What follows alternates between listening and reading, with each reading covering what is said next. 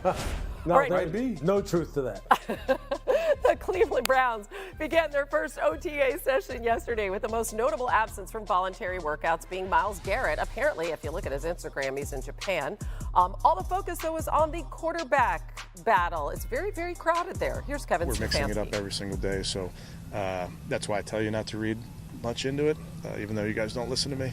But we're just trying to get guys exposure to different concepts, those type of things. So we're not leaning into or worried about the order at this moment. Because it's a good question to bait somebody into answering, and no matter how they answer it, it kind of makes the guy that's answering it look bad. If I say I don't want to be a mentor, I look bad. If I say I do want to be a mentor, then I look like an idiot that doesn't care about being good and playing football. I tend to try to be honest, and I've said I'm not a mentor. I play football. There's learning experiences, and I have a lot of experience, and I can talk on things, and hopefully they listen. But it's not necessarily like my job to like make sure they listen to me. And you gotta appreciate his honesty there, Bug. I mean, really. I love it. You got Flacco, you got Pickett, you got Gabriel, you got Sanders. I mean, what do you make of this crowded room, Bug? They got a lot of misfit toys in that room, and I get it. First of all, I love the honesty from Joe Flacco. His job is not to be the role model, the mentor. It's to come in there and be the veteran quarterback and try to bring some stability to that room. As far as the room in general, like Deshaun Watson, 2 Achilles surgeries, Flacco, Kenny Pickett with the 2 gloves, then you got the 2 rookies coming in with Sanders and Gabriel. I don't know what we're going to get from them. I don't think anybody with any sense knows what you're going to get from that room. I suspect at some point it's going to be Flacco or Kenny Pickett trying to figure out who's going to start, and then they're going to figure out with the young guys. I don't think Watson is going to be ready coming off not just 1, but 2 Achilles surgeries. So at some point, Lewis, like if you're really going to be honest about this room, they really don't know what they have in this room right now, and they got to hope that somebody steps forward, whether it's a young guy or one of the veterans that they have. Look, it's really going to be all about rep efficiency, right? As a player, that's what you're looking for. As a coach, that's what you're looking for. Meaning, look, everyone's not going to get equal reps. Everyone's not going to get the same amount of reps, exposed to the same looks, get the same number of throws in each period, whether it be first down, second down, third down, red area 2 minute. But it's about the efficiency. It's about having as close to perfect reps as possible. And then it's up to Kevin Stefanski. And then I think it's important for Kevin Stefanski to move this around from day to day, from practice to practice, to make sure, as he just said, make sure all these guys, though, are exposed to the situations that he needs to expose them to, so he can then make a real organic decision about who's the best guy, so it's truly a meritocracy. You want to make sure that in the end is what comes out of this, and that you're not stacking the deck in one guy's favor over another, which we've seen coaches do now because they're human beings, and they want certain guys to excel based upon their own convictions going into it. And we've seen that mess things up in the history, and we'll see it mess things up going forward.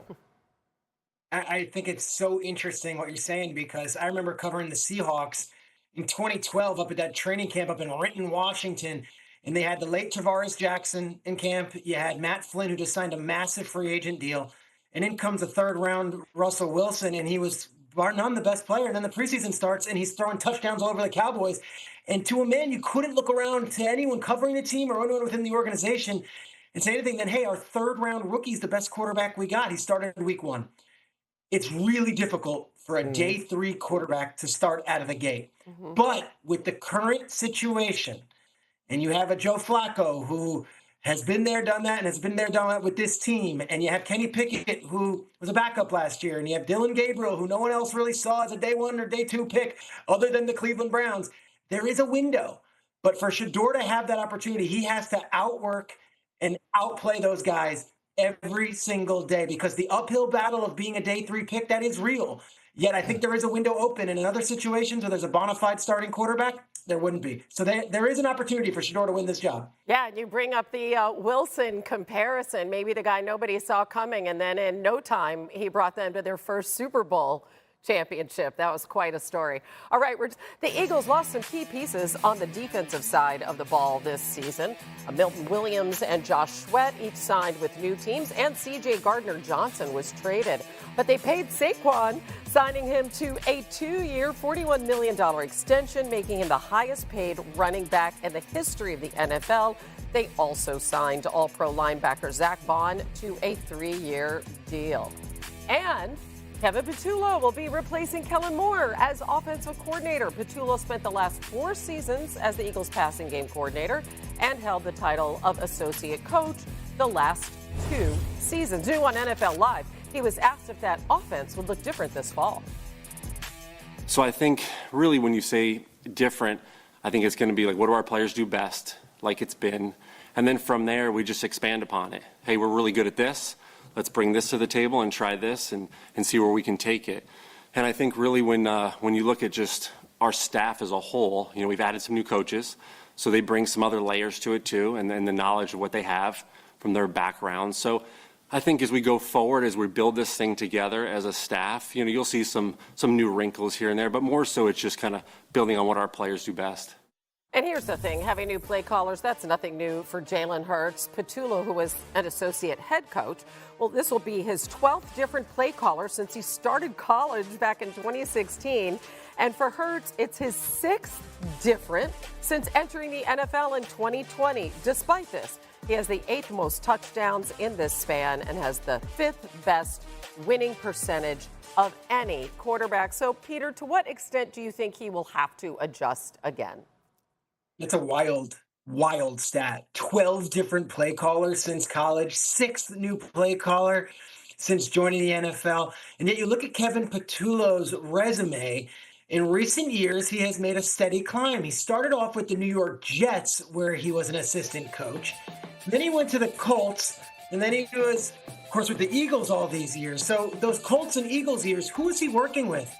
He was working with Frank Reich and Nick Sirianni. And I said, you know what? I know it's the middle of the day. He's at Stanford as their interim coach. I texted Frank Reich this morning. I go, give me something to tell the Eagles fans. Give me something to tell the audience about Kevin Patullo other than a guy who's in a baseball cap and the shadow on his face and talking in generic coach speak. Here's from Frank Reich earlier today, texting me.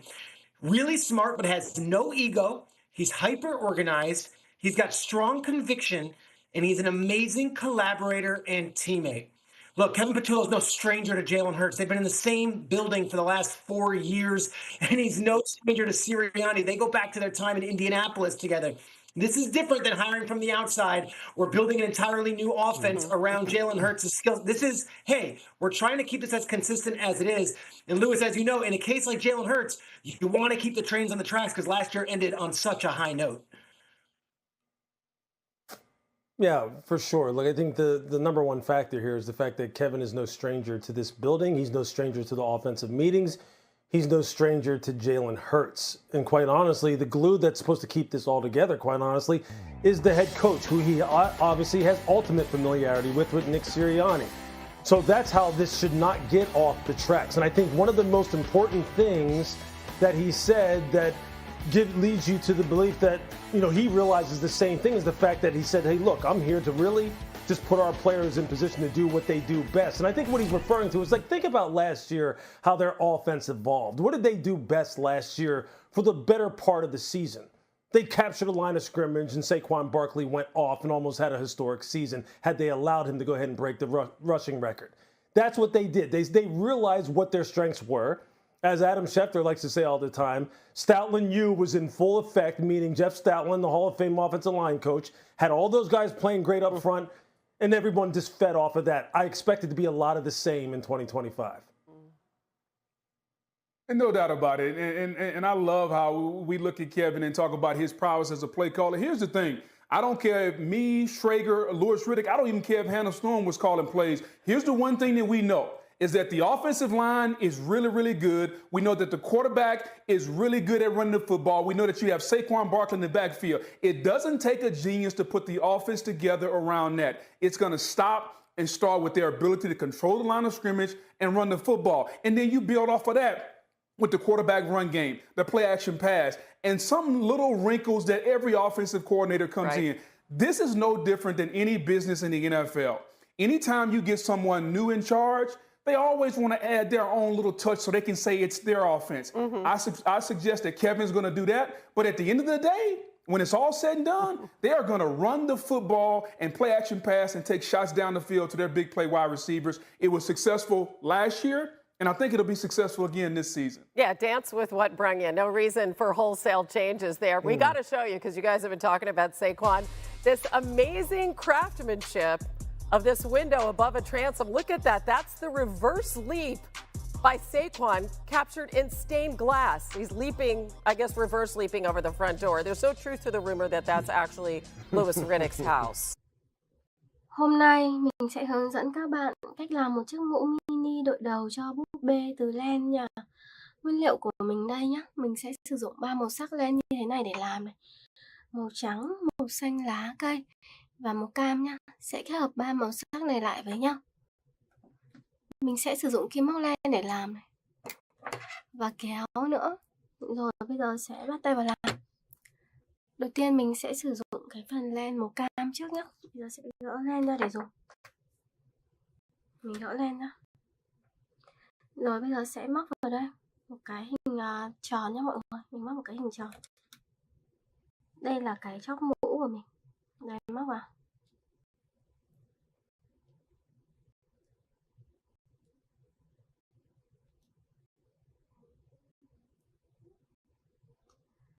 Móc vào những cái mũi nửa kép. Sau đó là móc xuống để tạo ra hình tròn nhé. Đây, những mũi nửa kép như thế này. Mình móc vào. Tiếp nha mọi người. Đây mình móc những mũi tiếp theo xuống này. Cứ lần lượt từng mũi. Tiếp tục móc xuống nhé. Đấy, cứ làm luân phiên cho mình là được. Tiếp nha. Đấy, cứ làm luân phiên cho đến hết thôi. Rồi những mũi nữa cũng làm y như vậy. Tiếp tục móc xuống.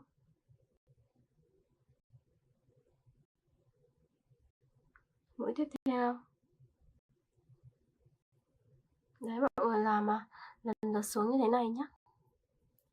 Được một nửa hình tròn ở đây này. Bây giờ sẽ móc nốt nửa còn lại.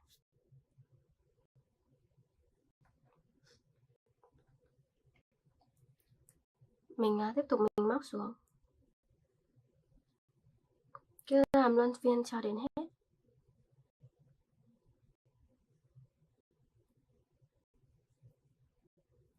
Tiếp nha mọi người.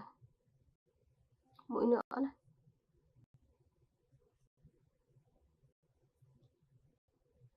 Cứ lần lượt từng mũi.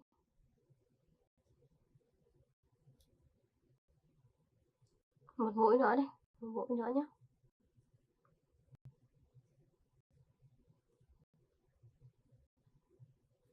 Bây giờ sẽ móc nối vào đây và siết dây.